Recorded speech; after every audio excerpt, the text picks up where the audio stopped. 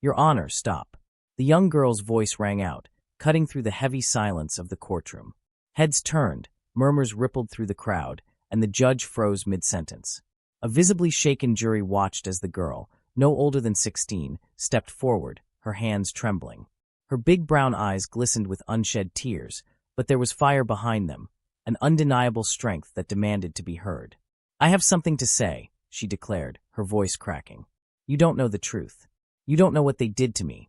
Gasps echoed through the room, the judge banging his gavel for order. But the girl didn't stop. She pointed a shaky finger toward two men seated at the defense table. Two uniformed officers whose faces turned pale. They're not heroes. They're monsters. The courtroom erupted. Lawyers shouted objections.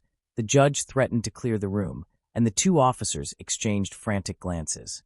But nothing could drown out the girl's next words. They assaulted me. Those men, they ruined my life. The judge's gavel fell again, demanding silence, but the damage was done. The girl stood her ground, her voice echoing in the stunned chamber as the chapter of lies unraveled before everyone's eyes. The day it all began was like any other for Amara. She had been walking home from school, her backpack bouncing with each step, her headphones blasting her favorite song. The sun hung low in the sky, casting an orange glow over the quiet neighborhood. Amara was a bright, bubbly teenager who loved to sing and dream of becoming a lawyer someday. But that day, her life would take a dark turn. She noticed the patrol car creeping along the street behind her. At first, she thought nothing of it. This was her neighborhood, after all. But the car didn't pass her. Instead, it stopped a few feet away, and two officers stepped out. "Hey you," one of them called, his voice sharp. Amara froze, unsure if they were talking to her. She pointed to herself hesitantly. "Yeah, you," the taller officer said, his tone turning friendlier. "What's your name, sweetheart?" "Amara," she answered, clutching her backpack straps tightly. "Where you headed?" the shorter officer asked, a smile that didn't reach his eyes plastered across his face. "Home," she replied, her voice barely above a whisper. Something about their demeanor made her uneasy. She noticed the way they exchanged glances, their eyes scanning her from head to toe. "Got ID on you?" the taller one asked. Amara hesitated. "I'm just a kid. I don't have an ID." The officer's smiles disappeared. "Don't get smart with us," the shorter one snapped. "Show us what's in your bag." "Why?" she asked, her voice trembling. "Don't ask questions," he barked, stepping closer. Amara reluctantly unzipped her bag, showing them her books, her lunchbox, and a scrunched-up hoodie. But it wasn't enough for them. They demanded she empty it completely, patting her down roughly when she protested. Tears stung her eyes, humiliation burning in her chest. "Is this necessary?" she whispered, barely holding back her sobs. "It is if you've got something to hide," the taller officer sneered. The search was over quickly, but the damage was done. They left her shaken and humiliated, her belongings scattered on the sidewalk. As the patrol car sped off, she stood there, tears streaming down her face, feeling small and powerless. She didn't tell anyone about the encounter, not her parents, not her teachers, not even her best friend. But that night, she couldn't sleep. She lay awake, replaying the incident over and over, the officers' faces etched in her mind. Over the next few weeks, she noticed the patrol car more often. It would slow down as it passed her house or park across the street for hours. The same officers were always inside, watching. Her unease grew into dread, but still she said nothing. She didn't want to make a fuss or worry her parents. But one night, as she was walking home from a friend's house, the patrol car pulled up beside her again. This time, they didn't bother with pleasantries. The officers grabbed her, forcing her into the back seat. She screamed, kicked, and begged them to let her go, but they only laughed. What followed was a nightmare she couldn't escape. They took her to an abandoned lot on the edge of town, far from prying eyes. Amara fought with everything she had, but she was just a teenager against two grown men. They overpowered her, their laughter ringing in her ears as they stole her innocence. When they were done, they left her there, bruised and broken. "If you tell anyone," the shorter officer warned, his voice dripping with menace, "we'll come for your family next." Amara believed him. She stumbled home in the early hours of the morning, her clothes torn, her spirit shattered. She locked herself in her room and cried until there were no tears left. For weeks, she avoided everyone. Her parents, worried about her sudden withdrawal, begged her to tell them what was wrong. But the fear of what the officers might do kept her silent. Until the trial. The officers were being hailed as heroes for stopping a supposed gang in the neighborhood. Their faces were plastered all over the news, praised for their bravery. But Amara couldn't take it anymore. The sight of them being celebrated while she suffered in silence was too much to bear. That's how she found herself in the courtroom, standing before the judge, her voice shaking but resolute. She hadn't planned to speak. She had come only to watch, to see if they would be held accountable for their lies. But as she listened to their defense, her anger boiled over. She couldn't stay silent any longer. "I won't let them get away with it," she said, her voice breaking the stunned silence. "Not anymore." The judge leaned forward, his face stern but curious. "What are you saying, young lady?" Amara took a deep breath, her heart pounding. "I'm saying, those men are not who you think they are. And I have proof." The courtroom fell into chaos once again, the judge demanding order. Amara's parents, sitting in the back, stared at her in shock and confusion. The officers looked panicked, their lawyer scrambling to regain control. And then, just as the room quieted down, Amara reached into her bag and pulled out her phone. "I recorded everything," she said, her voice steady now. "And I'm not afraid to show it." The chapter ended with the judge motioning for the bailiff to retrieve the phone, his expression unreadable. Amara stood tall, her hands no longer trembling, as she prepared to expose the truth that would change everything. The courtroom was silent, as if everyone had forgotten how to breathe. All eyes were on the young girl, standing in the middle of the courtroom, holding her phone like it was a weapon. The judge, stern and imposing, leaned forward, his voice echoing through the tense air. "Bring the phone to the bench," he ordered, motioning for the bailiff. Amara hesitated for a brief moment, her fingers clutching the phone tightly. It wasn't just a device in her hands. It was the key to the truth, the weight of her pain, and her only chance to make sure the men who had hurt her couldn't harm anyone else. She took a deep breath and handed it over to the bailiff, who brought it to the judge. The officers at the defense table shifted in their seats, their faces pale. The taller one clenched his jaw, his knuckles white as he gripped the edge of the table. The shorter one whispered something hurriedly to their lawyer, who quickly stood up. "Your Honor," the defense lawyer began, his voice firm but laced with tension, "this is highly irregular. We don't even know what's on that phone. It could be fabricated evidence or something entirely unrelated to this case." The judge raised a hand, silencing him. "Sit down, counselor. I'll decide whether this evidence is relevant." The defense lawyer reluctantly sat, shooting a nervous glance at the officers. The judge unlocked the phone and began scrolling through the files, his eyes narrowing as he watched something on the screen. The room was so quiet that the faint sound of the video playing could be heard. A muffled voice, the crunch of gravel, and then a cruel, mocking laugh. The judge's face darkened as the audio became clearer. Amara's heart pounded in her chest. She couldn't see the screen, but she didn't need to. She knew exactly what was on that recording. She had hidden her phone in her pocket the night it happened, turning on the audio recording app the moment the officers had grabbed her. It had captured everything, their threats, their laughter, and her desperate pleas for them to stop. The judge's expression was grim as he paused the video and addressed the courtroom. "We're taking a recess. This new evidence needs to be reviewed in its entirety. Everyone will reconvene here in 2 hours." Gasps rippled through the room. The jury exchanged uneasy glances, and the spectators erupted into murmurs. Amara's parents rushed to her side, their faces a mix of confusion and concern. "Amara," her mother whispered, tears streaming down her face. "What's going on? What is he talking about?" Amara's throat tightened, and for a moment, she couldn't bring herself to speak. But then she saw the worry in her parents' eyes and knew she couldn't hide the truth any longer. "I'll explain everything," she promised, her voice barely audible. "Just not here." Her father placed a protective arm around her shoulder, guiding her out of the courtroom as reporters began to swarm, shouting questions. The chaos outside was overwhelming, cameras flashing, microphones shoved in their faces, voices demanding answers. But her parents shielded her, pushing through the crowd until they reached the car. Once they were safely inside, the silence was deafening. Her mother turned in her seat, her eyes searching Amara's face. "What happened to you, baby? Please tell us." Tears welled up in Amara's eyes as she finally let the dam break.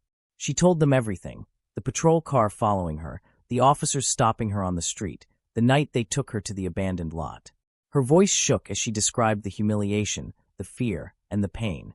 By the time she finished, her mother was sobbing, and her father's hands were clenched so tightly around the steering wheel that his knuckles were white.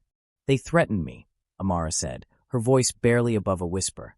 "They said they'd hurt you if I told anyone. I was so scared." Her father's voice was low and trembling with rage. "They're going to pay for this. I don't care what it takes." Her mother reached back and took Amara's hand, squeezing it tightly. "You're so brave, Amara. I'm so proud of you for speaking up. We're going to get through this together." Back in the courtroom, the officers sat in a separate room with their lawyer. The taller one slammed his fist on the table. "How did she get that recording?" "We checked her pockets." The shorter one looked equally furious. "I told you she'd be trouble. We should have handled it differently." "Enough," their lawyer snapped, his voice low but firm. "We're not done yet. That recording might not even be admissible. We just need to focus on discrediting her." But even as he spoke, there was a flicker of doubt in his eyes. The recording was damning, and they all knew it. Meanwhile, Amara and her parents sat in the car, gathering their strength for the next part of the battle. Amara's mother turned to her again, brushing a stray tear from her cheek. "Do you still have the rest of the recordings?" she asked. Amara nodded. "I have backups. I was too scared to delete them." Her father smiled grimly. "Good, because they're not walking away from this." 2 hours later, the courtroom was packed again. The tension was thicker than before, the air buzzing with anticipation. The judge called the court to order, his face unreadable as he addressed the room. "After reviewing the evidence presented by Ms. Amara, I have determined that the recording is both relevant and admissible. The jury will hear it." The defense lawyer shot to his feet. "Your Honor, I object." "Overruled," the judge said sharply, cutting him off. "Play the recording." The bailiff set up the audio, and as it played, the courtroom was plunged into a chilling silence. The officers' cruel laughter, their vile words, and Amara's desperate cries filled the air, painting a horrifying picture of what had happened. By the time the recording ended, the entire room was in shock. Jurors looked pale, some of them blinking back tears. The judge's face was stone cold. Amara looked over at the officers, who now sat frozen, their arrogance shattered. For the first time, they looked truly afraid. The judge's gavel struck again, and his voice rang out. "This trial will proceed tomorrow morning. Court is adjourned." As people began to file out of the courtroom, Amara felt a mix of relief and exhaustion.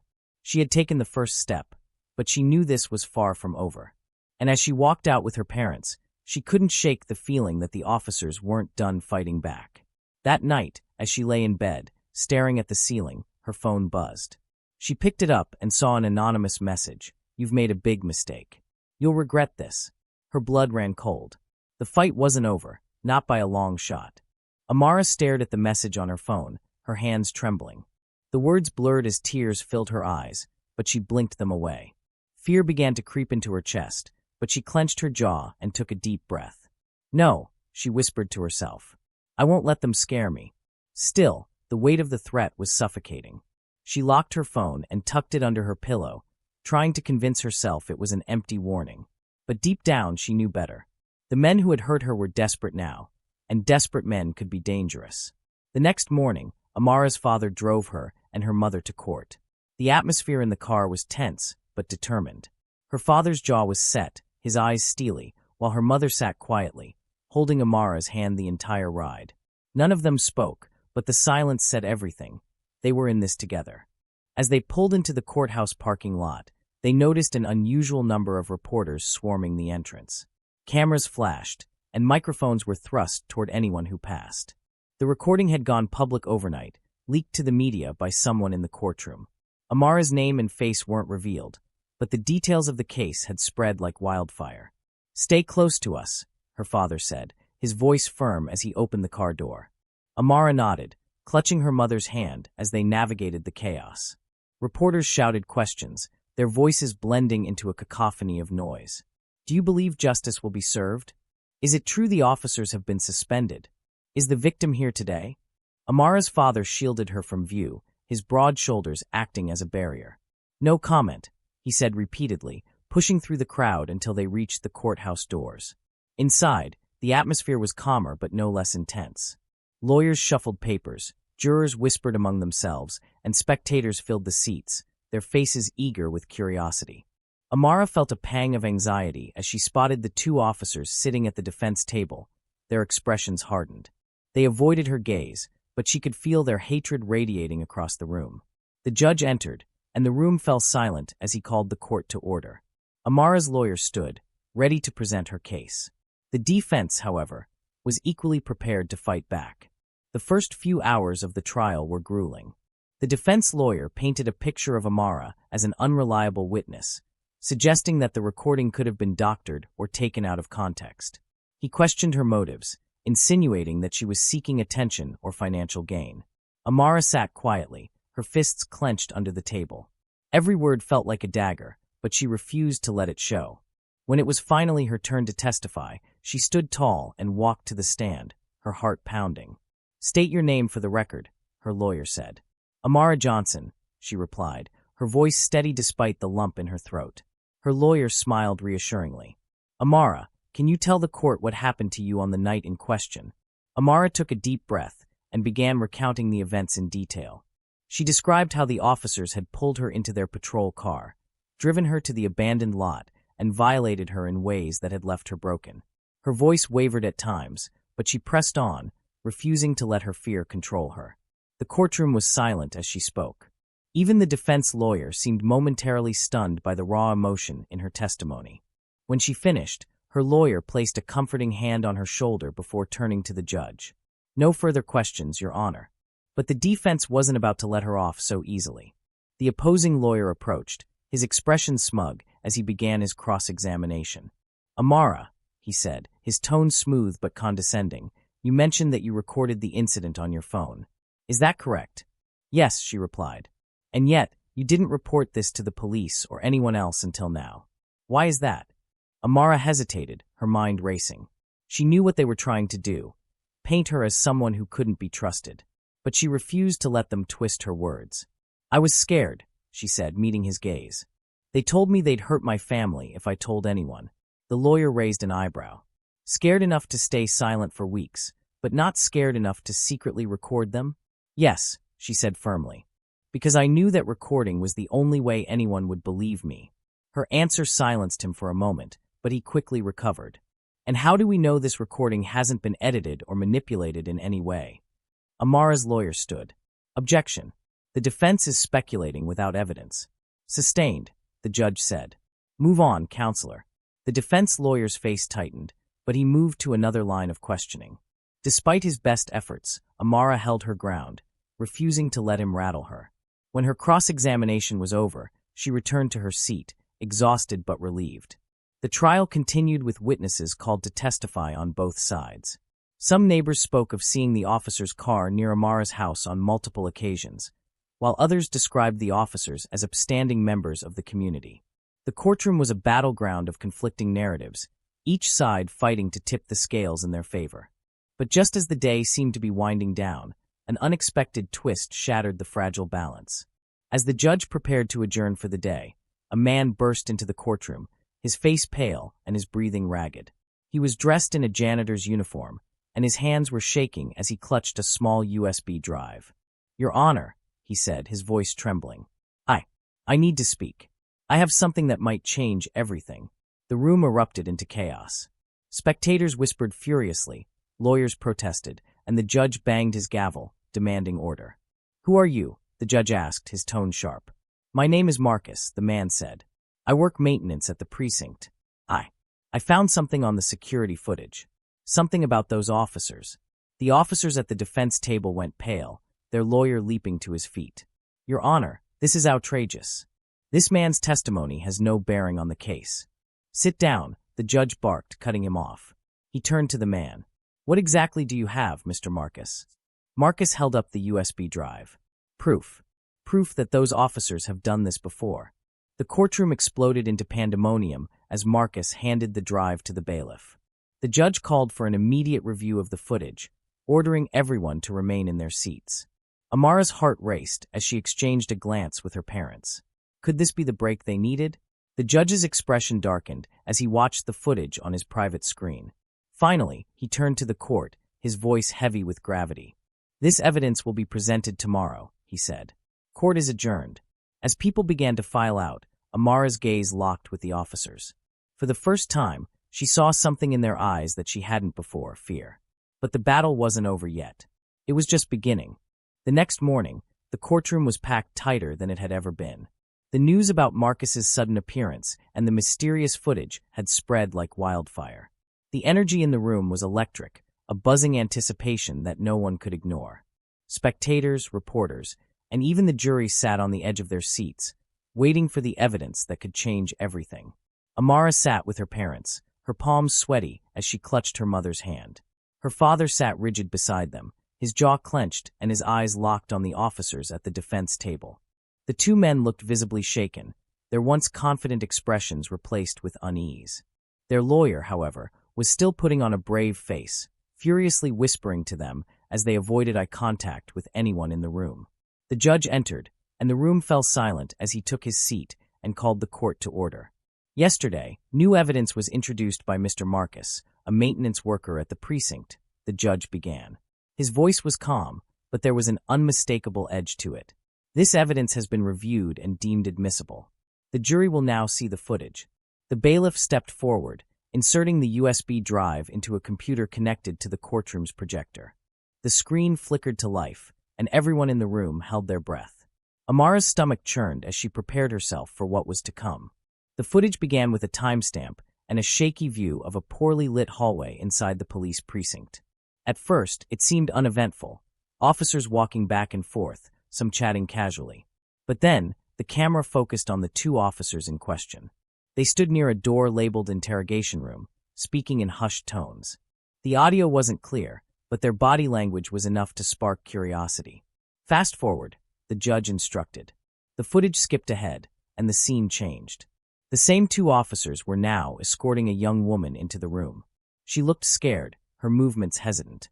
The timestamp indicated this had taken place months before Amara's incident. The jury watched, horrified, as the officers followed the woman inside and closed the door behind them. The video had no audio, but the woman's body language spoke volumes. She flinched as one officer leaned in too close, and when the other grabbed her arm, she tried to pull away. The footage ended abruptly, leaving the courtroom in stunned silence. "That's not all," Marcus said nervously, standing near the witness stand. "There's more." The judge nodded, motioning for the bailiff to play the next clip. This time, the footage was from a parking lot camera. The two officers were seen leading the same woman out of the precinct in the dead of night. She looked disheveled and terrified, her clothes wrinkled, her hair a mess. The officers were laughing, their postures casual, as if nothing had happened. When the video ended, the silence in the room was deafening. Amara felt her chest tighten as she glanced at the jury. Many of them looked pale, their expressions a mix of anger and disgust. The spectators whispered among themselves, the tension rising with every passing second. The judge turned to the defense lawyer. "Do you have an explanation for this footage?" The lawyer stood, visibly rattled. "Your Honor, this footage is circumstantial at best. There's no audio, no concrete proof that any wrongdoing occurred. For all we know, these officers were simply performing their duties." The judge raised an eyebrow. "And their duties include escorting frightened women into interrogation rooms with no witnesses and leading them out in the middle of the night." The lawyer stammered, struggling to find a response. The judge's tone left no room for argument. "Mr. Marcus," the judge said, addressing the maintenance worker, "is there any additional footage?" Marcus nodded hesitantly. "There's one more clip, Your Honor. It's from a body camera." A collective gasp rippled through the courtroom. Body camera footage was indisputable. It didn't just show the scene, it captured sound as well. The officers at the defense table looked like they were on the verge of panic. The bailiff played the final video. The grainy body camera footage showed the officers during a routine patrol. At first, it seemed mundane, one of them joking about the day's workload. But then they spotted a young woman walking alone on the sidewalk. Amara's heart stopped when she recognized herself. The officers pulled the patrol car over, their voices loud and clear now. "Let's have some fun," the taller one said with a chuckle. "What about the dashcam?" the shorter one asked, his tone cautious. "I'll turn it off," the taller officer replied. "Relax. No one will ever know." The footage showed the officers stepping out of the car and approaching Amara. Her voice could be heard, tentative and polite, as she answered their questions. But the tone of their conversation quickly shifted. "Turn around," one of them barked. "We're going to need to search your bag." Amara's protests were faint but desperate. The fear in her voice was unmistakable. The footage ended just as the officers began leading her toward the car, cutting off before the worst of it could be seen. By the time the video stopped, the courtroom was in chaos. Spectators shouted in outrage, reporters scribbled furiously in their notebooks, and Amara's parents sat frozen, their faces pale with fury and heartbreak. Amara felt tears streaming down her face, but she didn't wipe them away. She wanted the world to see her pain. The judge banged his gavel repeatedly, demanding order. When the noise finally subsided, he turned to the officers, his expression one of pure disgust. "Do you have anything to say for yourselves?" he asked. The taller officer leaned forward, his voice a frantic whisper as he addressed his lawyer. The shorter one stared at the table, his face blank, as if he had already given up. Their lawyer stood, clearing his throat. "Your Honor," he began, his tone shaky, "my clients request a recess to—" "Denied," the judge snapped. "We'll continue after lunch. Court is adjourned." As the courtroom emptied, Amara remained seated, staring at the screen where her nightmare had just played out for the world to see. Her mother wrapped an arm around her, whispering soothing words, while her father glared at the officers being escorted out by bailiffs. Just as they were about to leave, Amara's phone buzzed again. She hesitated before unlocking it, dreading what she might see. The message was simple but chilling. "This isn't over. Watch your back." She showed it to her parents, her voice shaking. "What if they come after us?" Her father's expression hardened. "Let them try. They'll regret it." But Amara couldn't shake the feeling that the officers weren't the only threat. Someone else was pulling strings in the shadows, and they were just getting started. Amara lay awake that night, staring at the shadows on her bedroom ceiling. The events of the day replayed in her mind, the horrifying footage, the shocked faces of the jury, and the chilling text message she'd received just hours earlier. Her phone sat on the nightstand, silent but heavy with unanswered questions. Who had sent the message? Was it the officers? Or was there someone else involved? Someone even more dangerous? A soft knock at her bedroom door pulled her from her thoughts. Her father's voice came through the wood, calm but firm. "Amara, can I come in?" "Yeah," she called back, sitting up. Her father entered, his broad shoulders casting a shadow across the room. He sat down on the edge of her bed, his face lined with worry. "You okay?" "I don't know," she admitted, pulling her knees to her chest. "I feel like they're not going to stop, Dad. They're scared, and scared people do crazy things." Her father nodded slowly, his expression grim. "I've been thinking the same thing. That text you got, it's a threat. But threats like that only come from cowards." Amara glanced at him, her eyes wide. "What if they come here? What if they try to hurt you and Mom?" Her father placed a hand on her shoulder, his grip reassuring. "They won't. I've already called a friend of mine, a retired police officer. He's going to keep an eye on the house, just in case. And I've installed extra locks on the doors and windows. No one's getting in." She nodded, comforted by his words, but still unable to shake the knot of fear in her chest. "I just want this to be over," she whispered. "It will be," he promised. "You're brave, Amara. Braver than most people I know. And we're going to get through this, no matter what." He kissed her forehead before standing to leave. "Try to get some rest, okay?" "Okay," she said, though she doubted she'd sleep a minute. As her father closed the door behind him, Amara reached for her phone. She stared at the threatening message for a long moment before finally deleting it. She wouldn't let them scare her, not anymore. The next day in court, the tension was palpable. The footage had shaken everyone, and it was clear that the defense was scrambling to regain control of the narrative. The officers sat stiffly at the defense table, their lawyer looking visibly drained. Amara could see the cracks in their facade, nervous glances, clenched jaws, and whispered conversations that stopped abruptly whenever someone walked by. The judge called the court to order, his tone sharper than before.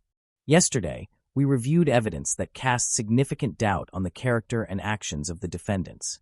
Today, we will hear from additional witnesses." Amara's lawyer stood and called Marcus to the stand. The maintenance worker looked nervous as he took his seat, his hands shaking slightly as he adjusted the microphone. "Mr. Marcus," Amara's lawyer began, "can you tell the court how you came across the footage you presented yesterday?" Marcus nodded, clearing his throat. "I was doing routine maintenance on the precinct surveillance system a few weeks ago.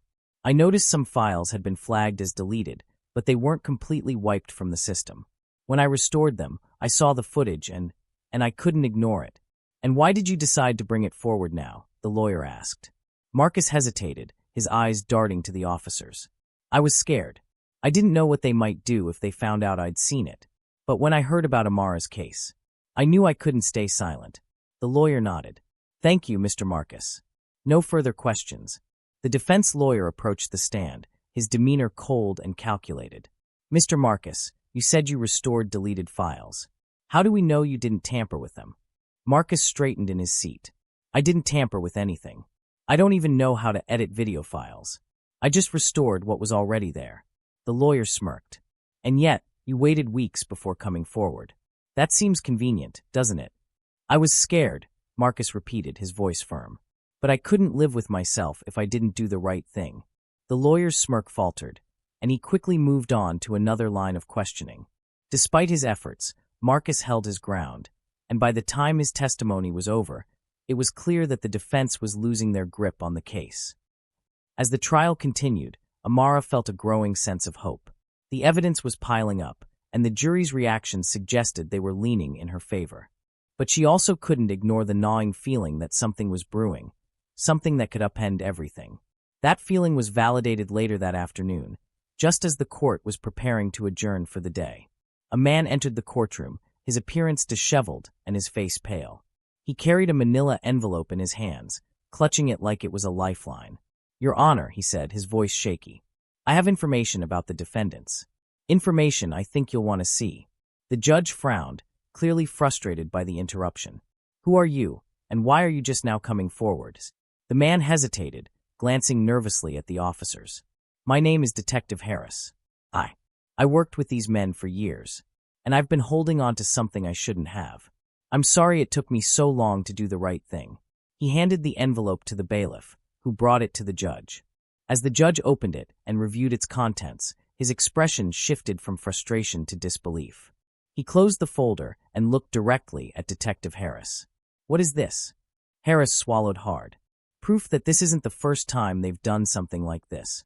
The room exploded into chaos. Reporters shouted questions, lawyers demanded explanations, and the officers looked like they'd seen a ghost. The judge banged his gavel repeatedly, his voice booming over the noise. Order! Order in the court. When the room finally settled, the judge addressed Detective Harris. We will review this evidence first thing tomorrow. Court is adjourned. As Amara and her family left the courthouse, her heart raced with a mix of hope and anxiety. The walls were closing in on the officers, but she couldn't shake the feeling that they were planning something desperate.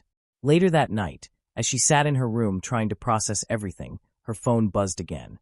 This time, the message was longer. We warned you. You should have stayed quiet. Tomorrow, you'll wish you had. Amara's blood ran cold.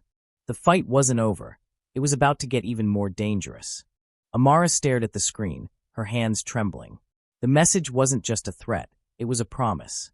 The words felt like they reached out and squeezed the air from her lungs. She quickly locked her phone and placed it face down on her desk, unable to look at it anymore. The room felt smaller, darker, and for the first time since the trial began, she doubted whether she could handle what was coming next. Her father knocked at her door, his voice low. Amara, you okay? She hesitated for a moment before answering. Yeah, come in. Her father stepped in, his presence grounding her. He looked down at her, concern etched across his face. You don't look okay. What's going on? Amara bit her lip, unsure if she should tell him about the message. But the fear bubbling in her chest told her she couldn't keep it to herself. She reached for her phone and unlocked it, handing it to her father. He read the message, his face darkening with every word. His hands clenched into fists, and for a moment, Amara thought he might smash the phone against the wall. But he took a deep breath and placed the phone back on the desk. They're trying to scare you, he said, his voice steady but filled with fury. They know they're losing, and this is their last-ditch effort to make you back down. What if it's not just a threat? Amara whispered. What if they really do something tomorrow? Her father crouched in front of her, his eyes meeting hers. Then we'll be ready. I've already spoken to security at the courthouse. They're increasing their presence. And my friend, the retired officer I told you about, he'll be there too. I'm not letting anything happen to you, Amara. Amara nodded, but the fear didn't leave her. It lingered in the back of her mind, a constant reminder that the men who had hurt her weren't finished yet. The next morning, the courthouse was a fortress. Security guards patrolled the perimeter, metal detectors were installed at the entrance, and everyone entering the building was thoroughly searched. Amara and her parents arrived early, their lawyer meeting them at the steps. "We're going to win this," her lawyer said confidently. "The evidence is too strong, and with Detective Harris's testimony today, the jury will have no choice but to convict them." Amara wanted to believe her, but the ominous message from the night before still lingered in her thoughts. As they entered the courtroom, she scanned the room, half expecting something, or someone, to jump out at her. But everything seemed normal. The spectators were seated, the jury was in place, and the judge entered with his usual commanding presence. The trial resumed with Detective Harris taking the stand. The man looked nervous, his hands gripping the edge of the witness box as he prepared to speak. "Detective Harris," Amara's lawyer began, "can you tell the court about your history with the defendants?"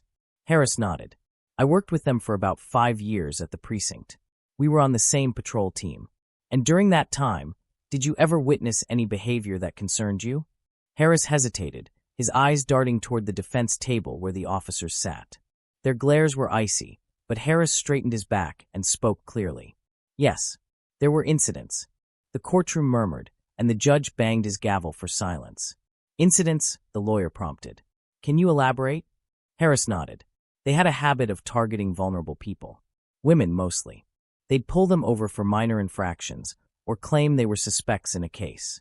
Then they'd bring them to secluded locations under the guise of questioning." "Did you ever report this behavior?" the lawyer asked.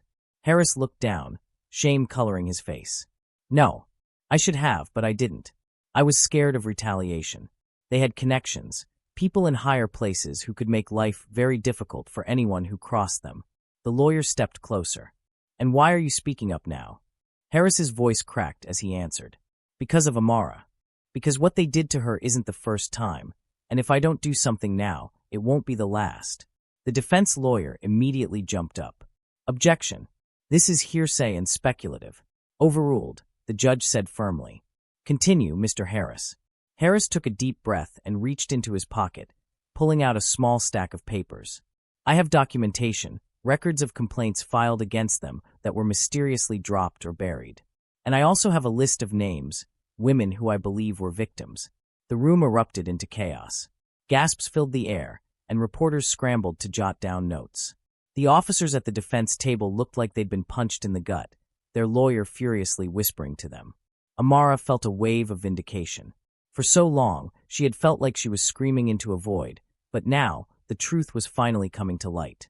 The judge called for a brief recess to review the documents Harris had provided. As the courtroom emptied, Amara's lawyer pulled her aside. "This is huge," she said, her eyes gleaming with determination. "With this evidence and Harris's testimony, we're going to win." Amara nodded, but her relief was short-lived. As she and her parents walked toward the courthouse cafeteria, a man in a dark hoodie brushed past her, slipping something into her hand. She froze, her heart pounding, as she looked down and saw a folded piece of paper. She opened it with trembling hands, her blood running cold as she read the words. "This isn't over. You're next." Amara's father saw the note and immediately scanned the crowd, his eyes darting around for the man in the hoodie.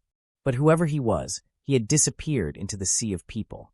"We're leaving," her father said, his voice firm. "Now." "But the trial," Amara started. "We'll come back when it's time for the verdict," he said. "Right now, your safety is more important." They left the courthouse under the watchful eyes of security, but Amara couldn't shake the feeling that something terrible was about to happen. The fight wasn't just in the courtroom anymore, it was spilling into the streets, into her life. And she had no idea how far the men who had hurt her were willing to go to keep their secrets buried. Amara sat at the kitchen table that night, the house eerily silent except for the faint ticking of the clock. Her mother stirred a pot of stew on the stove, her movements slow and distracted. Her father sat across from her, his eyes glued to his phone as he scrolled through updates on the trial. Despite the layers of security they'd added to their home, Amara couldn't shake the feeling that danger was just outside their door, waiting for the right moment to strike. The note she had received in the courthouse was now folded neatly on the table between them. Her father had insisted on keeping it as evidence, but its presence felt like a dark cloud hanging over the room. "I still don't understand how someone got that close to you," her father said, breaking the silence. His voice was calm, but the tension in his tone was unmistakable. "We had security everywhere. They're desperate. her mother said without turning from the stove. And desperate people will find a way. We just have to stay ahead of them. Amara stared at the note, her stomach twisting. What if they're watching us? What if they know where we live? Her father shook his head. They don't. And even if they did, they wouldn't be foolish enough to try something here. Not with the police and security watching. But they've already done so much, Amara said, her voice trembling. What's stopping them from doing worse? Her father reached across the table, placing his hand over hers. You're safe here, Amara. I won't let anything happen to you. Amara nodded, but her father's reassurances couldn't erase the fear gnawing at her. She excused herself and went to her room, closing the door behind her. She sat on her bed, staring out the window into the dark night. The streetlights cast long shadows, and every rustle of leaves made her jump. She picked up her phone, hesitating for a moment before opening her messages. She scrolled through the threats she had received, her chest tightening with each one. There was something about them, something methodical and calculated. These weren't just random acts of intimidation. Whoever was behind this had a plan, and that terrified her more than anything. Suddenly, her phone buzzed, making her jump. A new message appeared on the screen. Check your front porch. Amara's breath caught in her throat. Her heart pounded as she stared at the message, her mind racing. Should she tell her parents? Should she ignore it? Her hands trembled as she set the phone down and walked to her bedroom door, opening it just a crack. Dad, she called softly. Her father appeared almost immediately, his expression alert. What is it? She held up her phone. I just got another message. They said to check the front porch. Her father's face darkened. He reached into the drawer by the front door and pulled out the baseball bat he kept there. Stay here, he said firmly. I'll handle it. Amara's mother appeared in the hallway, concern etched across her face. What's going on? Another message, her father said, his tone tight. Stay with Amara. Her mother nodded, wrapping an arm around Amara as her father unlocked the front door. He stepped outside, bat in hand, while Amara and her mother watched anxiously from the window. The porch light illuminated the area, but nothing seemed out of place. Her father crouched down, picking up a small package that had been left on the doormat. It was wrapped in brown paper, roughly the size of a shoebox. He turned it over in his hands, his brow furrowing, before bringing it inside. Don't touch it, her mother warned, stepping back with Amara. Her father placed the package on the kitchen table, his movements careful. I'll call the police, he said, reaching for his phone. Amara stared at the package, her fear growing. What if it's a bomb? Her father shook his head. It's too light for that. But we're not taking any chances. Within minutes, 2 police officers arrived at the house, followed by a bomb squad. Amara and her parents were ushered into the backyard as the specialists carefully examined the package. Time seemed to stretch endlessly as they worked, their movements deliberate and precise. Finally, one of the officers approached them. It's not a bomb, he said. It's something else. What is it? Amara's father asked, his voice tense. The officer hesitated. It's a videotape. A VHS tape. Amara frowned, confused. A tape? Who even uses those anymore? The officer handed the tape to her father, who stared at it like it might explode. It's labeled, he said, reading the handwritten words scrawled across the tape. Play me if you want the truth. Her mother's face went pale. What does that mean? I don't know, her father said, his voice grim. But I don't like it. Later that night, after the police had left and the house was quiet again, Amara and her parents sat in the living room, the tape sitting ominously on the coffee table. None of them wanted to be the one to suggest playing it, but the curiosity was unbearable. Finally, her father sighed. We need to know what's on it. He retrieved an old VHS player from the attic, dusting it off before hooking it up to the TV. Amara and her mother sat on the couch, their eyes glued to the screen as her father inserted the tape and pressed play. The screen flickered to life, showing a grainy image of a dark room. A single light bulb swung from the ceiling, casting eerie shadows. The camera was shaky, as if the person filming was nervous. Then a voice spoke, distorted and robotic. This is your final warning. Drop the case, or suffer the consequences. The camera panned to reveal a stack of documents on a table, police reports, legal papers, and photos of Amara and her family. The images were chilling, showing them at the courthouse, at home, and even walking in the park. Someone had been watching them for weeks, maybe months. Amara's mother gasped, her hand flying to her mouth. Her father's fists clenched at his sides, his face a mask of fury. But Amara couldn't tear her eyes away from the screen. The voice continued, cold and menacing. You think you can win this? You think you can expose the truth? You have no idea who you're dealing with. This is bigger than you, bigger than the courts. Walk away now, while you still can. The screen went black, leaving the room in stunned silence. Amara's father was the first to speak. They're trying to scare us. Well, it's working, her mother said, her voice shaking. What do we do now? Amara's fear was replaced by a surge of determination. She looked at her parents, her jaw set. We don't back down. They want me to be scared, but I won't give them that satisfaction. Her father nodded, pride flashing in his eyes. Then we fight. But as they prepared for the next day in court, Amara couldn't help but wonder just how far their enemies were willing to go, and if they were truly prepared for the storm that was coming. The next morning, Amara woke up to the sound of her parents speaking in hushed tones in the living room. She could tell from the tension in their voices that they were still discussing the tape from the night before.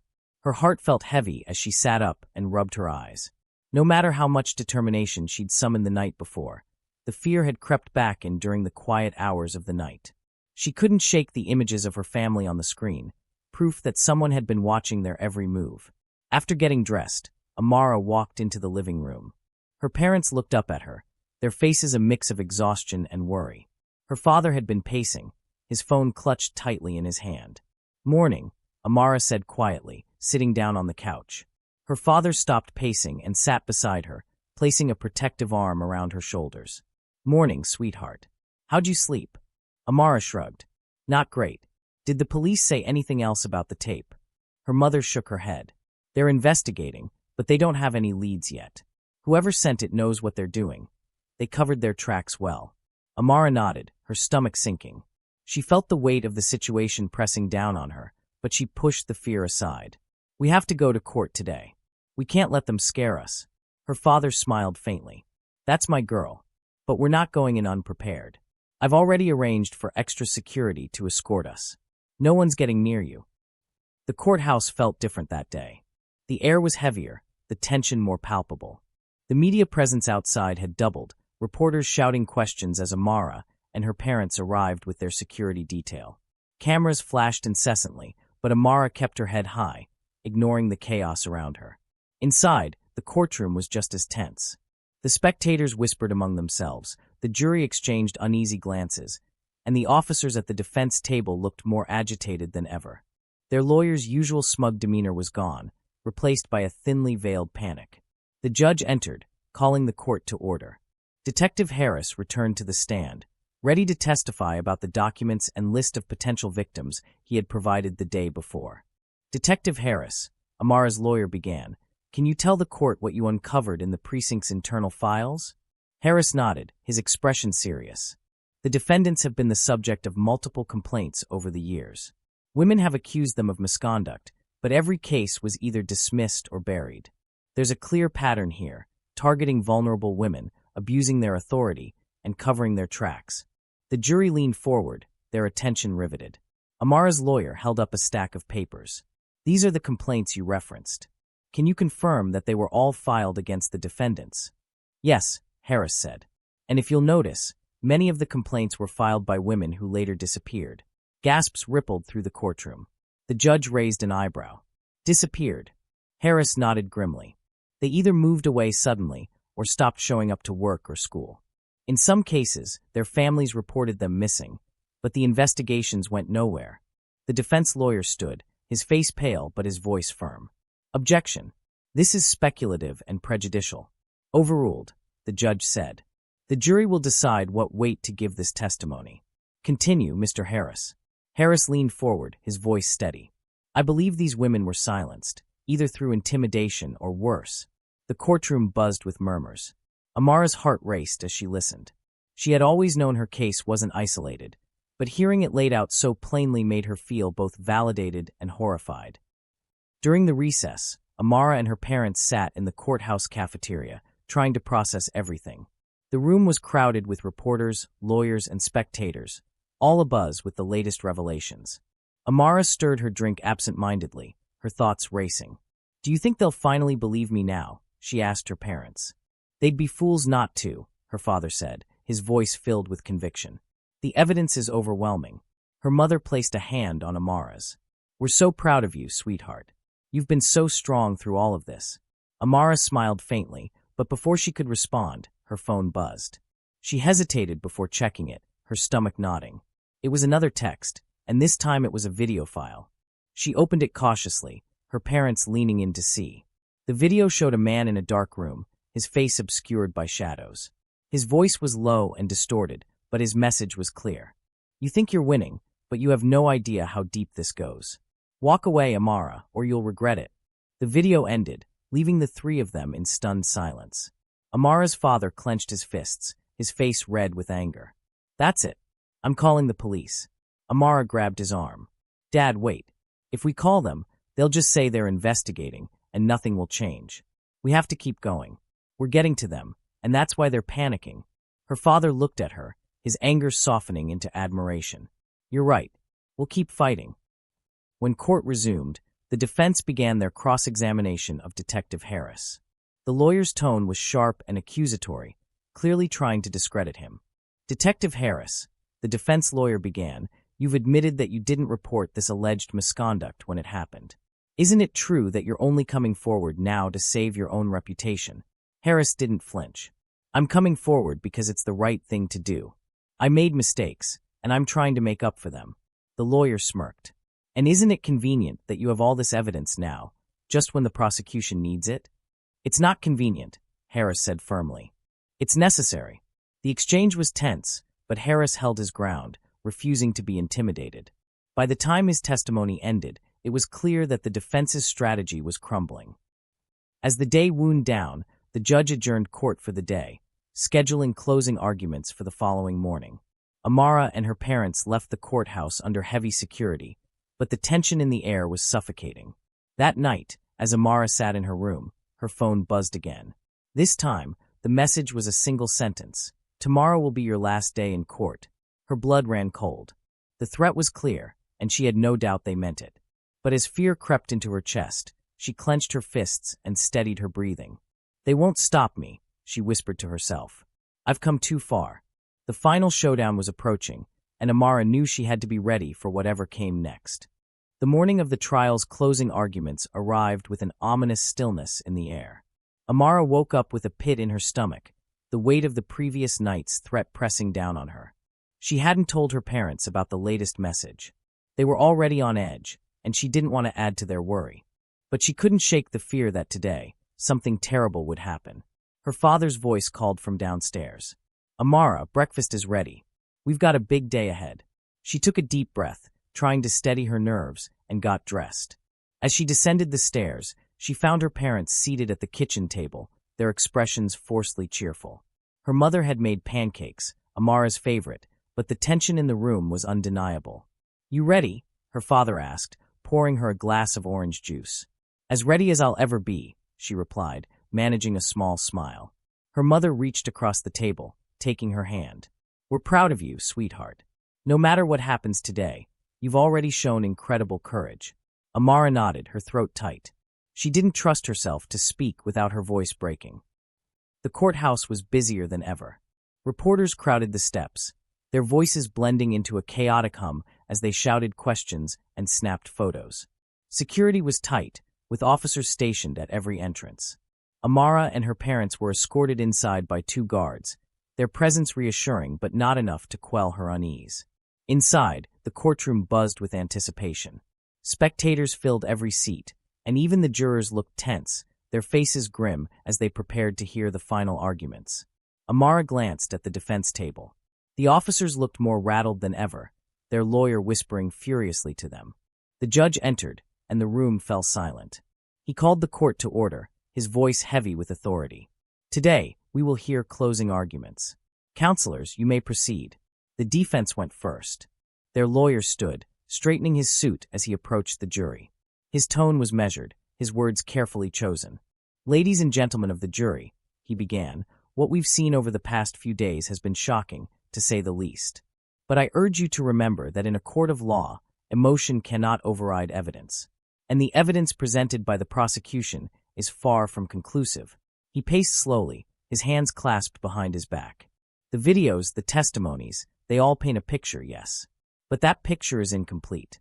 It's riddled with inconsistencies and speculation. My clients have served this community honorably for years. Are we really going to condemn them based on the uncorroborated claims of a few individuals? Amara's jaw tightened as she listened. He was twisting the truth, planting seeds of doubt in the jury's minds. But she reminded herself that the evidence was on her side.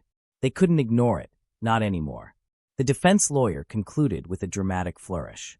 In the absence of undeniable proof, the law compels you to presume innocence. I trust you will make the right decision. He returned to his seat, looking smug despite the growing unease in the room. Then it was the prosecution's turn. Amara's lawyer stood, her posture confident as she approached the jury. Ladies and gentlemen, she began, her voice steady and clear, what we've seen over the past few days isn't just a story of misconduct. It's a story of abuse, of betrayal, and of bravery. Amara Johnson came forward, not because it was easy, but because it was necessary. She risked everything to expose the truth. She held up the stack of evidence, complaints, video footage, testimonies. This is not speculation. This is not hearsay. This is proof. Proof that these officers abused their power. Proof that they targeted vulnerable women. Proof that they thought they were untouchable. The jury watched intently, their expressions shifting as the lawyer continued. But Amara's courage has shown us that no one is untouchable. These men thought they could intimidate her, silence her, make her disappear. But she stood up to them. And today, you have the power to ensure that they never hurt anyone else again. She paused, her gaze sweeping across the room. Justice isn't just about punishment. It's about accountability. It's about sending a message that no matter who you are or what position you hold, you are not above the law. The room was silent as she returned to her seat. Amara felt a surge of hope, but it was tempered by the knowledge that the jury's decision was still uncertain. As the jury retired to deliberate, the courtroom emptied for the lunch recess. Amara and her parents sat in a quiet corner of the cafeteria, the tension between them almost unbearable. How long do you think it'll take? Amara asked, picking at her food. Her father shrugged. Could be hours, could be days. It depends on how divided they are. Her mother placed a comforting hand on her shoulder. Whatever happens, we'll face it together. Amara nodded, but her unease only grew. She couldn't stop thinking about the threat she'd received the night before, or the shadowy man from the video. Something was coming. She could feel it. The jury returned faster than anyone had anticipated. By late afternoon, the courtroom was packed again, the tension so thick it was almost suffocating. Amara's heart pounded as the foreman handed a folded piece of paper to the judge. The judge opened it, his expression unreadable as he scanned the verdict. He handed it back to the foreman and addressed the courtroom. Will the defendants please rise? The officers stood, their faces pale but defiant. Amara felt her breath catch as she gripped her mother's hand tightly. The foreman cleared his throat and began. In the case of the state versus officers James Carter and Richard Hayes, on the charges of abuse of power, sexual assault, and intimidation of witnesses, we find the defendants. Before he could finish, the courtroom doors burst open. A man stormed in, his face obscured by a hood, his hand gripping something metallic. Gasps filled the room as he pointed it toward the judge. Everyone down, the man shouted, his voice distorted. Chaos erupted as people screamed and ducked under benches. Amara's parents pulled her to the ground, shielding her with their bodies. Amara's heart raced as she peeked out from under the bench, her eyes locking onto the man. He held a gun, his hands shaking as he pointed it wildly around the room. This trial ends now, he bellowed. You've pushed too far. The officers at the defense table exchanged panicked glances. It was clear they knew the man, and that he wasn't acting alone. As the bailiffs tried to de-escalate the situation, Amara's mind raced. The fight wasn't over, but now it wasn't just about justice. It was about survival. The courtroom was chaos. The hooded man's voice echoed as he waved the gun, his movements erratic and unpredictable. Spectators screamed and scrambled for cover, some trying to slip toward the exits, only to be blocked by the man's threats. No one's leaving, he barked, pointing the weapon toward the doors. This trial is a sham. You've all been fooled. Amara huddled under the bench with her parents, her heart pounding so loudly she thought it might burst. Her father's arm wrapped tightly around her, while her mother whispered hurried prayers.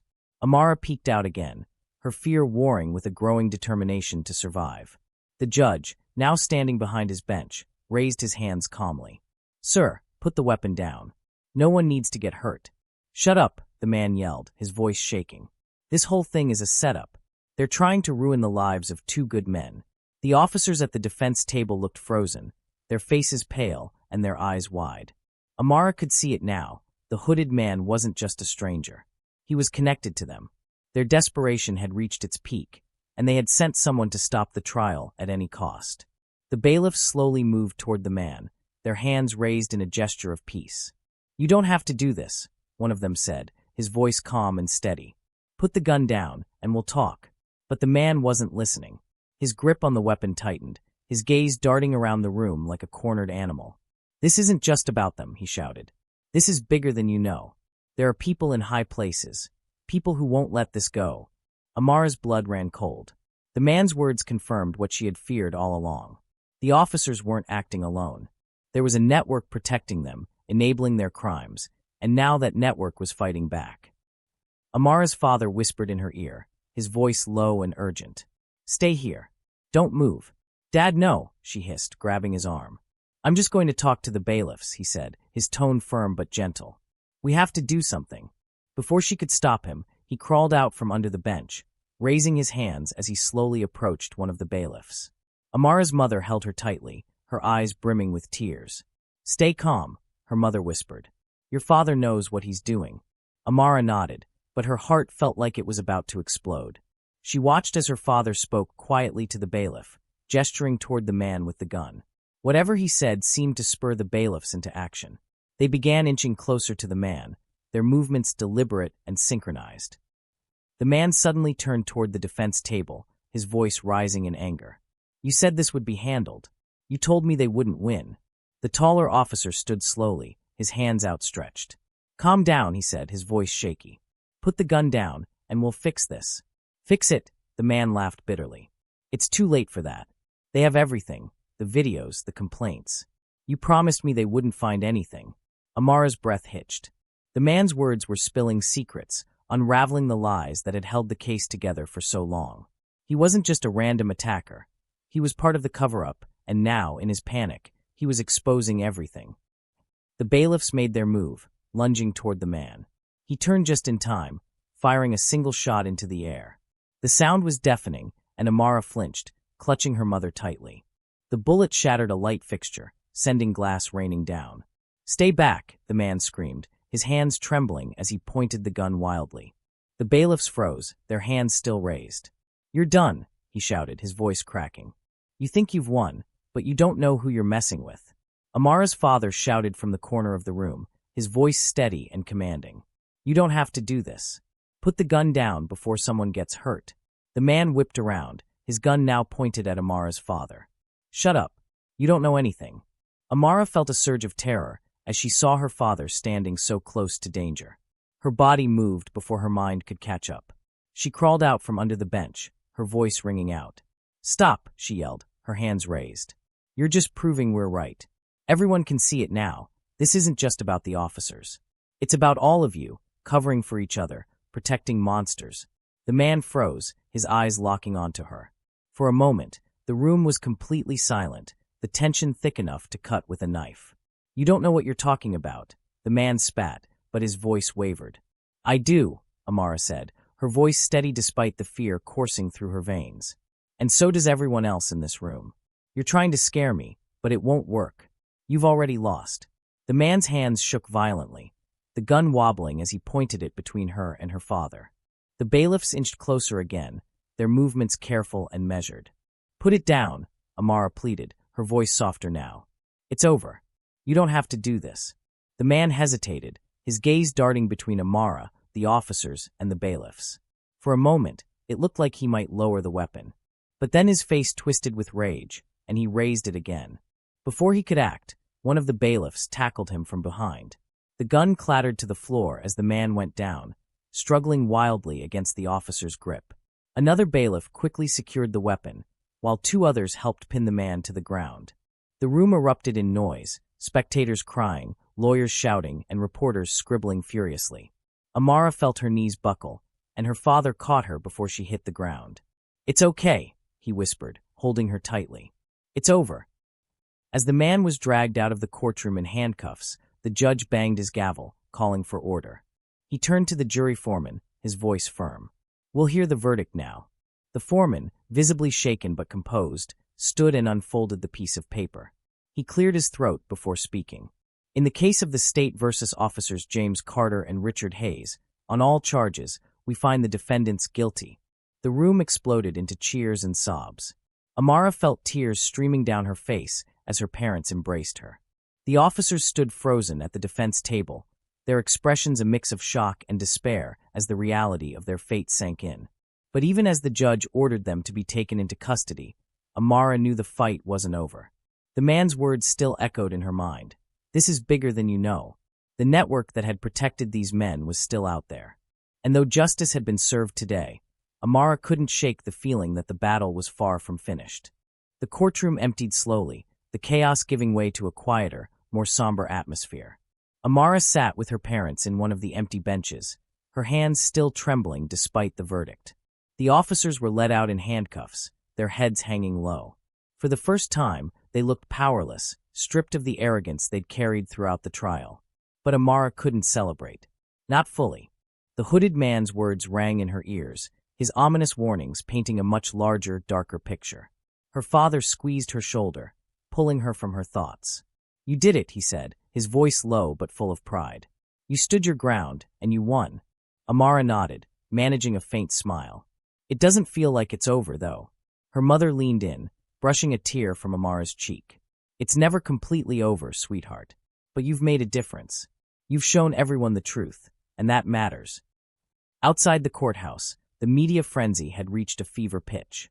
Reporters swarmed the steps, cameras flashing and microphones thrust toward anyone they recognized. Amara and her parents were surrounded by their security detail as they navigated the crowd, their lawyer walking beside them. "Amara," a reporter shouted, "how do you feel about the verdict?" "Do you think the network the man mentioned is real?" another asked. "Are you afraid for your safety?" Amara kept her head down, focusing on putting one foot in front of the other. Her parents flanked her, shielding her from the overwhelming attention.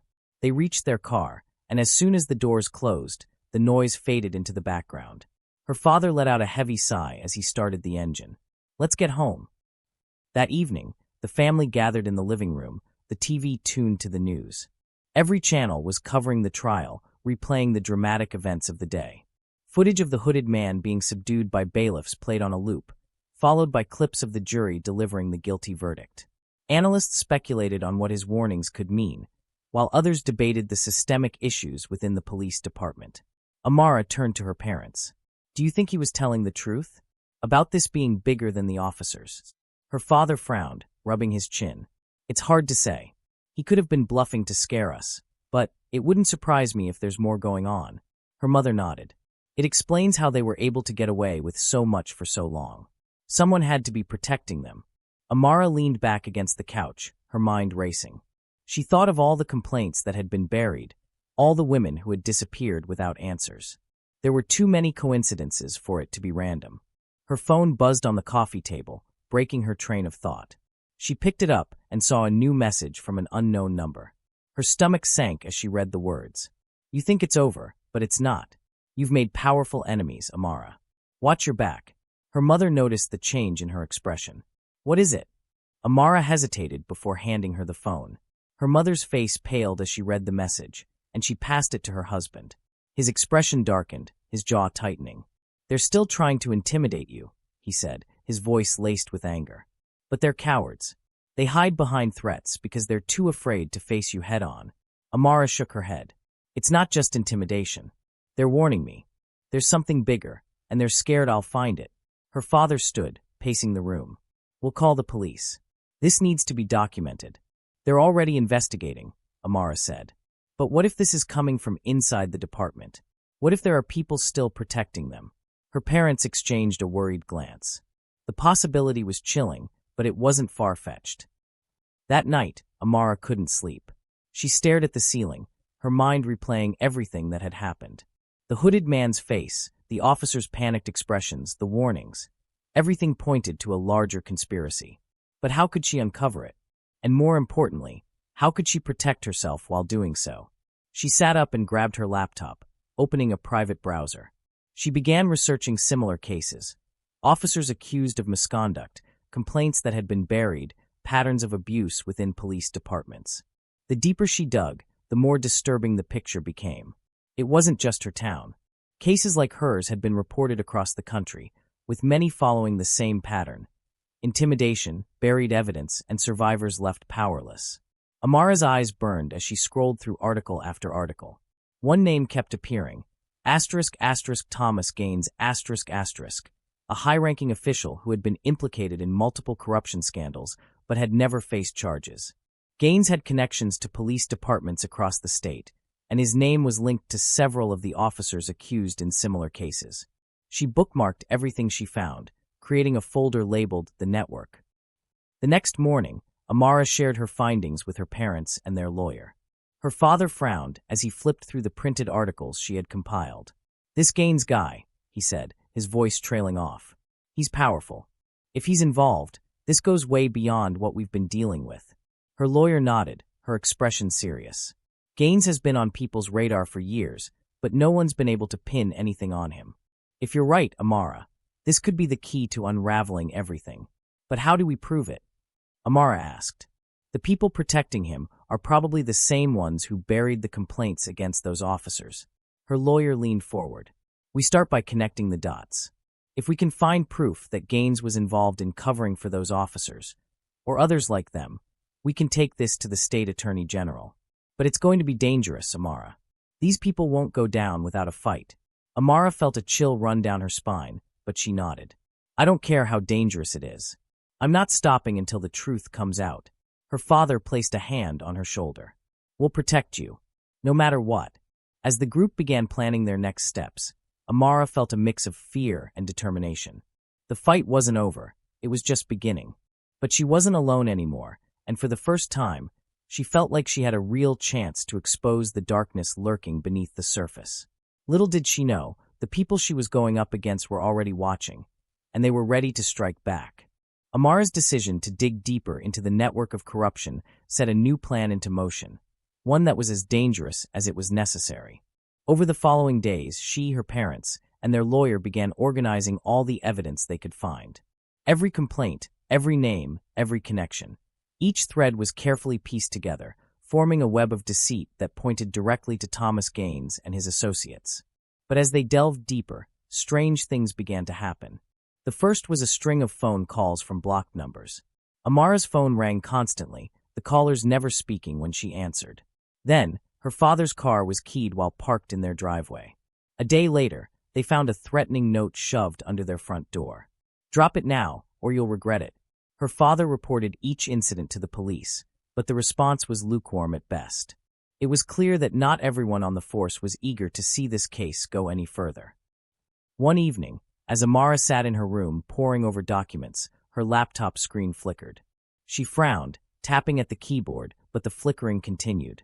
Then, a message appeared in bold red letters. "Stop digging. You're in over your head." Her heart dropped. She tried to close the window, but it wouldn't respond. A chill ran down her spine as she realized someone had hacked into her computer. She yanked the power cord from the wall, the screen going black. She sat there for a moment, her chest heaving with fear, before rushing downstairs to tell her parents.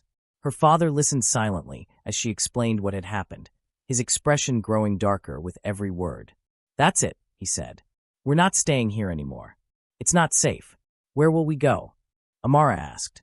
"I'll call my friend," he replied, "the retired officer. He has a cabin outside the city. We'll stay there until this blows over." Amara wanted to argue, but she knew her father was right. They couldn't stay where they were. Whoever was behind these threats was escalating, and it was only a matter of time before things got worse. The cabin was secluded, tucked away in the woods far from prying eyes. It wasn't large, but it was comfortable and most importantly secure.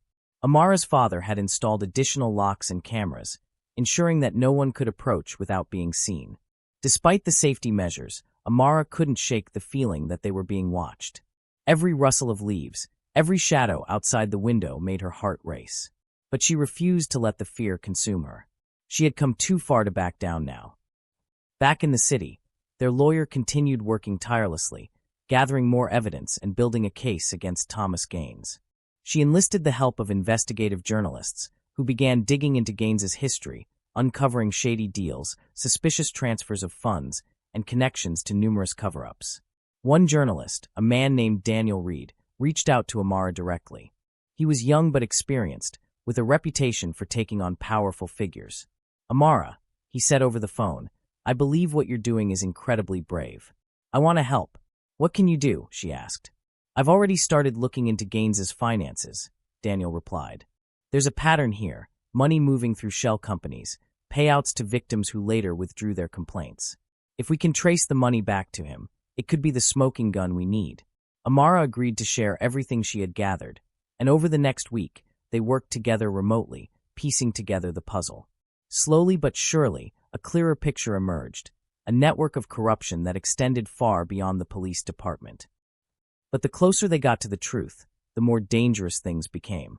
One night, as Amara and her parents sat in the cabin, the power suddenly went out. The room plunged into darkness, the hum of the refrigerator and the glow of the lamps disappearing in an instant. "What's going on?"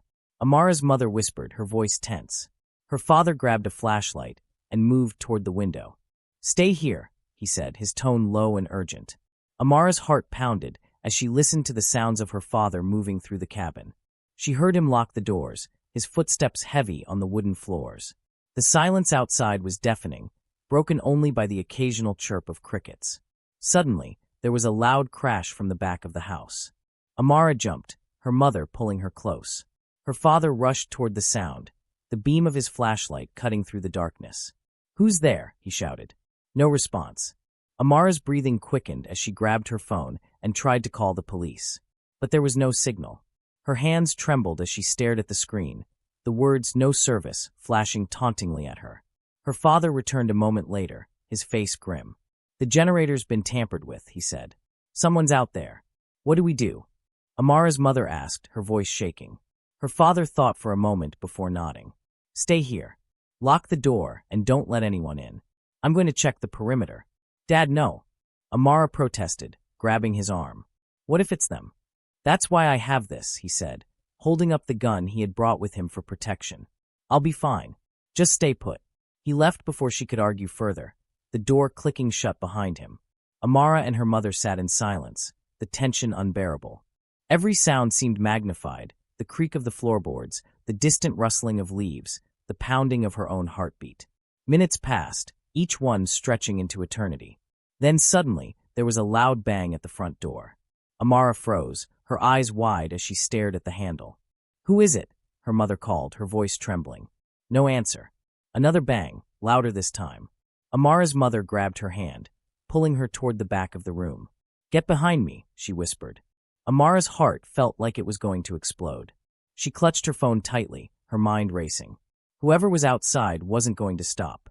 And then, just as the banging stopped, a voice called out, cold and mocking. "Amara, we know you're in there." The voice sent chills down Amara's spine. It was distorted, muffled by the door, but there was no mistaking the sinister intent behind it. Her mother tightened her grip on her hand, pulling her further back into the room. "Stay quiet," her mother whispered. "Don't make a sound." Amara nodded, her heart pounding so hard she thought it might give them away. The cabin felt suffocating now, the walls closing in around them. Whoever was outside wasn't just here to scare them. They were here to send a message. The voice came again, low and taunting. "You thought you could run, Amara? Thought you could hide? It's over. Come out, and maybe we'll let your family walk away." Her mother's face went pale, but her expression hardened as she whispered, "Don't listen to them. They're trying to bait you." The sound of footsteps circled the cabin, slow and deliberate. Amara glanced at the back door, her mind racing. Her father was still out there, and she didn't know if he'd heard what was happening. The voice spoke again, closer this time. "We've been watching you, Amara. You've made a lot of noise, and some powerful people aren't happy about it. Open the door, and we can talk." Her mother shook her head fiercely, mouthing the word, "No." Amara's hand gripped her phone tightly. She tried dialing the police again, but the screen still flashed, no service. Desperation clawed at her chest. She didn't know how long they could hold out. Suddenly, the back door rattled. Amara and her mother spun around, their eyes wide. Someone was trying to get in. Her mother pushed her behind the couch, her voice barely above a whisper. "Stay hidden. What about you?" Amara whispered back, tears welling in her eyes. I'll be fine, her mother said, though the fear in her eyes betrayed her. Just stay quiet. The front door banged again, this time harder, the wood splintering under the force. Whoever was outside wasn't waiting for an invitation. Amara's breaths came in shallow gasps as she crouched behind the couch, her body trembling. Then, a loud crack rang out from the back of the cabin, a gunshot. Amara froze, her blood turning to ice. Her father. Her mother gasped, her hands flying to her mouth. "Oh my God," she whispered. Before they could process what was happening, the front door burst open, the lock giving way. Two men in black tactical gear stormed in, their faces hidden behind masks. One of them carried a crowbar, the other a handgun. "Found them," the man with the gun said, his voice cold and emotionless. Amara's mother stepped forward, her hands raised. "Don't hurt her," she pleaded. "Take me instead." The man laughed, the sound hollow and cruel. "We're not here for you, lady. We're here for the girl." Amara's fear turned to fury. She couldn't let them take her mother. Her mind raced, trying to think of a way out. She spotted a heavy lamp on the side table, and without thinking, she grabbed it. Just as the man with the gun stepped closer, Amara leapt from behind the couch and swung the lamp with all her strength. It connected with his head, and he stumbled back, cursing as the gun fell from his hand. "Run," her mother screamed. Amara grabbed her mother's hand, and they bolted toward the back door. But the second man was faster. He lunged, grabbing Amara's arm and yanking her back. She cried out as she struggled against his grip. "You're not going anywhere," he growled. Amara's mother grabbed a chair and swung it at him, knocking him off balance. He released Amara, and the two of them ran out the back door, their hearts racing. Outside, the night was dark and silent, the forest a maze of shadows. Amara's father was nowhere to be seen, and panic clawed at her chest. "Dad," she called, her voice breaking. "Keep moving," her mother urged, pulling her toward the woods. They ran blindly, their breaths ragged, branches slapping against their faces and arms. Behind them, they could hear the men shouting, their voices growing closer. "Split up," her mother said suddenly, stopping and turning to Amara. "It's the only way." "No," Amara cried. "I'm not leaving you." Her mother cupped her face, her eyes fierce. "You're the reason we're fighting this. You have to stay safe. Go, Amara. I'll find you." Tears streamed down Amara's face as she nodded reluctantly. "I love you. I love you too," her mother said, pressing a kiss to her forehead. "Now go." Amara turned and ran, her heart shattering with every step. The shouts behind her grew fainter as she plunged deeper into the woods, her legs burning and her lungs screaming for air. She didn't know how long she ran, but eventually, she stumbled into a clearing and collapsed to her knees, her body trembling with exhaustion. She looked around, the darkness pressing in on all sides. She was alone. Her phone buzzed in her pocket, startling her. She pulled it out, her hands shaking. A new message appeared on the screen. "We told you to stop. Now you'll see what happens when you don't." Before she could react, a faint rustling came from the trees. Her head snapped up, her breath catching in her throat. A figure stepped into the clearing, and Amara's blood ran cold. It was one of the men from the cabin, his mask gone but his expression cold and determined. "You should have listened," he said, raising a weapon. Amara backed away, her heart pounding. She was out of options, out of time. But then, from the shadows, a voice called out, "Drop it, or I'll drop you." The man froze, his eyes darting toward the sound. A figure stepped into view, holding a rifle, **her father, **. "Amara, get behind me," her father said, his voice steady but deadly. She scrambled to her feet, running to his side. Her father kept his eyes locked on the man, his fingers steady on the trigger. "This is your last chance," her father said. "Turn around and walk away." The man hesitated, his jaw clenched, before slowly lowering his weapon. He took a step back, then another, before disappearing into the trees. Amara collapsed against her father, sobbing with relief. "I thought I'd lost you," she choked out. "Never," he said, pulling her close. "Let's find your mother and end this. Together." Amara clung to her father as they moved through the dark forest, their footsteps muffled by the thick underbrush. The air was heavy with tension, and every shadow seemed to shift and move. Her father's rifle remained at the ready, his eyes scanning their surroundings for any sign of danger. "We'll find your mother," he said, his voice low but determined. "She's smart. She'll keep herself safe." Amara nodded, though fear gripped her chest. She couldn't stop replaying the events at the cabin. The masked men, the threats, and the chaos that had shattered their fragile sense of safety. After what felt like hours, they came upon a clearing.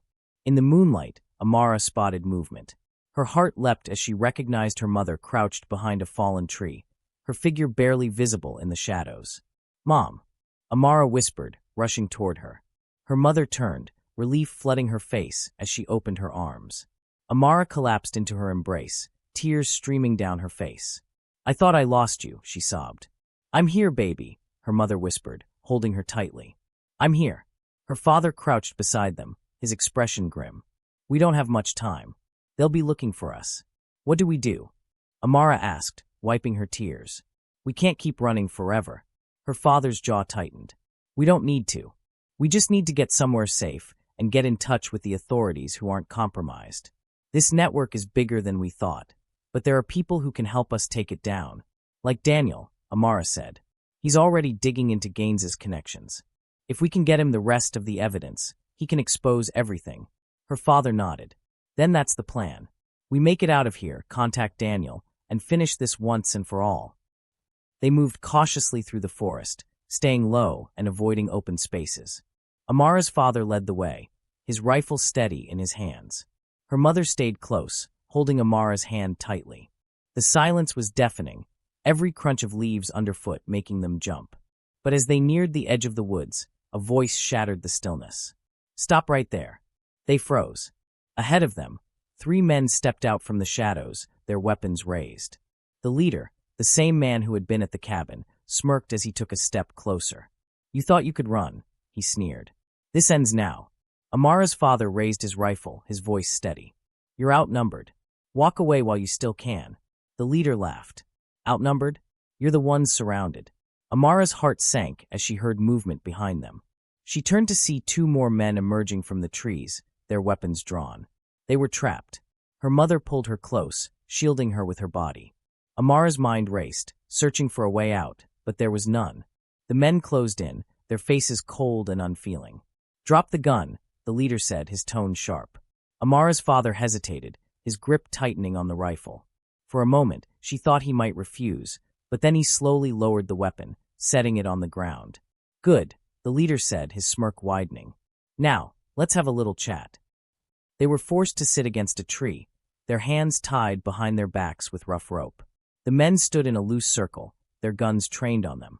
Amara's heart pounded as she struggled against the bindings, but they were too tight. "What do you want?" her father demanded, his voice defiant. The leader crouched in front of him, his expression cold. "It's not about what I want. It's about sending a message. You've been poking around where you don't belong, and the people I work for don't like that." Amara glared at him. "You mean Gaines?" The man chuckled. "You're a smart girl. Too smart for your own good. You think this will stop us?" she said, her voice trembling with anger. "You can't cover this up forever. The truth is already out there." His smirk faltered for a moment, but he quickly recovered. "Maybe, but you won't be around to see it." Amara's blood ran cold. She looked at her parents, fear etched on their faces. This was it. They were out of options.